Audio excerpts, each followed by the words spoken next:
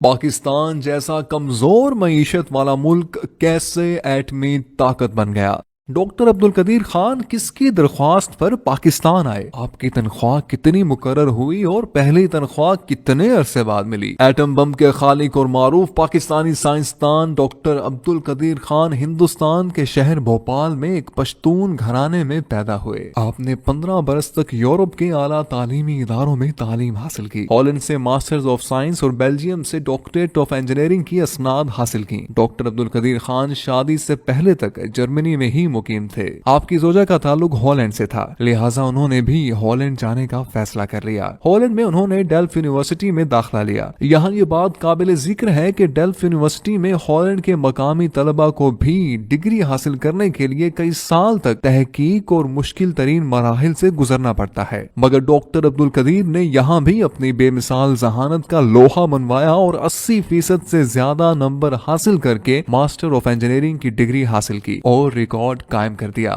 بعد ازاں وہ کچھ عرصہ مشہور پروفیسر برگزر کے ساتھ بطور اسسٹنٹ کام کرتے رہے۔ ان کی صحبت میں رہ کر آپ کی تخلیقی صلاحیتوں کو مزید جلا ملی۔ دلچسپ بات یہ ہے کہ ڈاکٹر عبدالقدیر خان پر ہالینڈ کی حکومت نے اہم معلومات چرانے کے الزام میں مقدمہ بھی دائر کیا، لیکن ڈاکٹر عبدالقدیر خان کی خوش قسمتی تھی کہ جب ہالینڈ، بیلجیم، برطانیہ اور جرمنی کے پروفیسرز نے ان الزامات کا جائزہ لیا تو انہوں نے ڈاکٹر عبدالقدیر خان کو بری کرنے کی سفارش کرتے ہوئے کہا کہ جن معلومات کو چرانے کی بنا پر مقدمہ دائر کیا گیا ہے وہ تو عام کتابوں میں بھی موجود ہیں، جس کے بعد ہالینڈ کی عدالت عالیہ نے ان کو باعزت بری کر دیا۔ آپ 31 مئی 1976 کو پاکستان کے اس وقت کے وزیر اعظم ذوالفقار علی بھٹو کی دعوت پر پاکستان تشریف لائے اور انجینئرنگ ریسرچ لیبارٹریز کے نام سے پاکستانی ایٹمی پروگرام پر کام شروع کیا۔ بعد ازاں 1 مئی 1981 کو اس ادارے کا نام صدر پاکستان جنرل محمد ضیاء الحق نے تبدیل کر کے doctor A Q Khan research laboratories رکھ دیا۔ یہ ادارہ پاکستان میں یورینیم کی افزودگی میں نمایاں مقام رکھتا ہے۔ ایٹمی طاقت بننے کی کہانی ڈاکٹر عبدالقدیر خان کی زبانی کچھ یوں ہے۔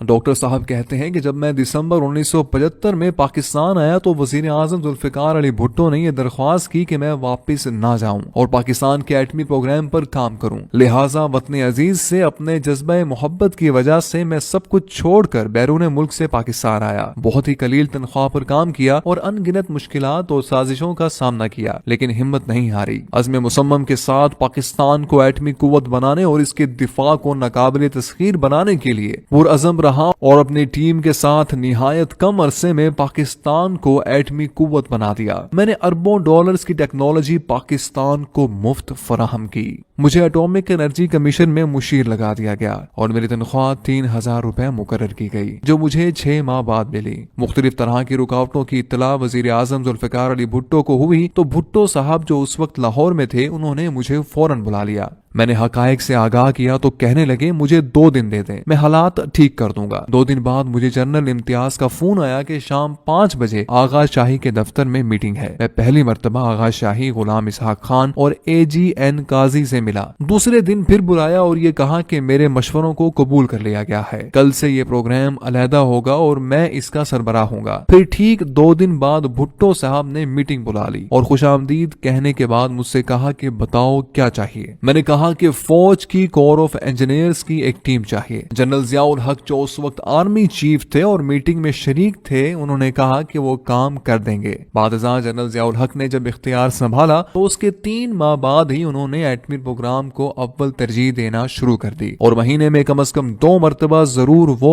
اور جنرل ضامن نقوی مجھ سے تفصیلی ملاقات کرتے تھے۔ 1979 کے وسط میں مغربی ممالک کو ہمارے پروگرام کی بھنک پڑ گئی۔ جنرل ضیاء اور غلام اسحاق خان صاحب کو بڑی فکر ہوئی کہ سامان کی درآمد پر پابندی سے ہمارا پروگرام بند نہ ہو جائے، لیکن اتنا ضرور تھا کہ 1981 کے اواخر میں ہم نے بہت ترقی کر لی تھی اور ہمیں یقین تھا کہ ہم بہت جلد کامیابی حاصل کر لیں گے۔ ڈاکٹر قدیر خان نے یہ بھی لکھا ہے کہ جب کوہٹا میں ریسرچ لیبارٹری زیر تعمیر تھی تو وہ سہالہ میں پائلٹ پروجیکٹ چلا رہے تھے۔ انہی ایام کی بات ہے کہ اس وقت کے فرانسیسی فرسٹ سیکرٹری فوکو کوہٹا کے ممنوعہ علاقے میں بغیر اجازت گھس آئے تھے، جس پر ان کی مار کٹائی ہوئی اور پتا چلا کہ وہ CIA کے لیے کام کرتے ہیں۔ انہوں نے تہران میں اپنے CIA باس کو لکھا کہ کہوٹا میں کچھ عجیب و غریب ہو رہا ہے۔ ڈاکٹر صاحب رقم تراز ہیں کہ 1983 میں ہم نے کئی کولڈ ٹیسٹ کیے اور وہ بہت امید افزا تھے۔ 1984 میں ہم نے مزید ٹیسٹ کیا اور ہمیں یقین ہو گیا کہ اب ہم کامیابی کے قریب ہیں۔ جنرل ضیاء الحق نے میرے سامنے آغا شاہی اور بعد میں صاحبزادہ یعقوب علی خان کو بھی سختی سے ہدایت کر دی تھی کہ وہ کسی بھی ملک سے ایٹمی پروگرام پر قطعی بات نہ کریں، بلکہ صاف کہہ دیں کہ یہ بات آپ ضیاء الحق کے ساتھ کریں۔ ڈاکٹر صاحب فرماتے ہیں کہ حقیقت یہ ہے کہ ایٹمی پروگرام میرے مشورے پر ذوالفقار علی بھٹو نے شروع کیا، لیکن یہ بھی حقیقت ہے کہ ان کی وفات کے بعد صدر ضیاء الحق اور غلام اسحاق خان مغربی دباؤ رد نہ کرتے تو بھی ہمارا پروگرام ختم نہ ہو سکتا تھا۔ ڈاکٹر عبد القدیر خان وہ مایاناز سائنسدان ہیں کہ جنہوں نے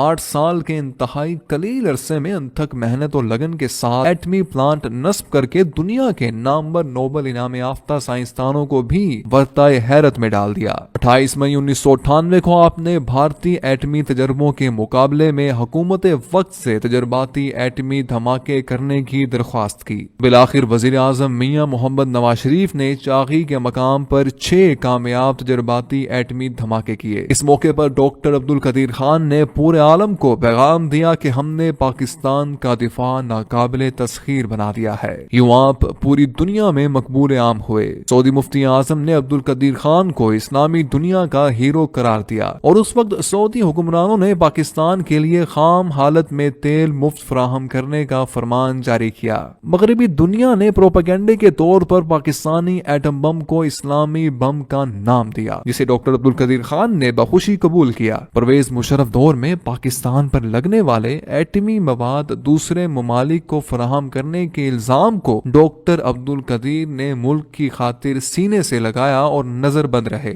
ڈاکٹر عبد القدیر صاحب بہت اچھے لکھاری بھی ہیں، ادب سے آپ کو گہرا لگاؤ ہے۔ یہ ان کے اپنے ہی اشعار ہیں جن کو انہوں نے اپنے دکھ اور کرب کے اظہار کا ذریعہ بنانے کی کوشش کی ہے۔ اس قدر مشکلیں جھیلنے اور بعد ازاں مسلسل نظر بندی کے بعد یہ کہنے پر مجبور ہو گئے، اس ملک کے بے مثال میں ایک مجھ کو چھوڑ کر ہر شخص بے مثال ہے اور با کمال ہے۔ گزر تو خیر گئی ہے تیری حیات قدیر، ستم ظریف مگر کوفیوں میں گزری ہے۔ اگر یہ کہا جائے تو بے جانا ہوگا کہ قائد اعظم محمد علی جناح نے پاکستان بنایا اور ڈاکٹر عبد القدیر خان نے اس کا دفاع ناقابل تسخیر بنایا، گویا ایک بنانے والا اور دوسرا استحکام بخشنے والا ہے۔ 1993 میں کراچی یونیورسٹی نے ڈاکٹر عبد القدیر خان کو ڈاکٹر آف سائنس کی اعزازی سند سے نوازا۔ 14 اگست 1996 میں صدر فاروق لغاری نے ان کو پاکستان کا سب سے بڑا سول اعزاز نشان امتیاز دیا، جبکہ 1989 میں ہلال امتیاز کا تمغہ بھی ان کو عطا کیا گیا۔ آپ نے 150 سے زائد سائنسی تحقیقاتی مضامین بھی لکھے ہیں۔ ڈاکٹر عبد القدیر خان ایٹمی سائنسدان ہونے کے ساتھ ساتھ انتہائی رحم دل اور انسانیت کا دم بھرنے والے انسان ہیں۔ وہ انسانیت کی خدمت کے لیے بھرپور کردار ادا کرنے کا جذبہ رکھتے ہیں۔ ڈاکٹر عبد القدیر خان نے اسی جذبے کے تحت پاکستان کے دوسرے بڑے شہر لاہور میں ڈاکٹر AQ خان ہسپتال کے نام سے بنیاد رکھی ہے۔ ان کا یہ جذبہ انتہائی قابل تحسین ہے کہ وہ تمام تر مشکلات کے باوجود پاکستانی قوم کے لیے اپنی تمام تر صلاحیتیں صرف کرنا چاہتے ہیں۔ ڈاکٹر عبد القدیر خان کی زیر قیادت زندہ دلوں کے شہر لاہور میں مینار پاکستان کے سائے تلے اور بادشاہی مسجد کے پہلو میں 7 منزلہ عمارت پر مشتمل ڈاکٹر AQ خان ہسپتال تعمیر کیا جا رہا ہے۔ اس ہسپتال کا کل رقبہ 16 کنال پر محیط ہے۔ ہسپتال کی تعمیر کا تخمینہ تقریباً 100 کروڑ روپے ہے۔ 300 بستروں پر مشتمل یہ ہسپتال غریب اور مستحق مریضوں کو کسی تفریق و امتیاز کے بغیر ہر طرح کے امراض کے علاج کے لیے بین الاقوامی معیار کی سہولیات ایک ہی چھت تلے فراہم کرے گا۔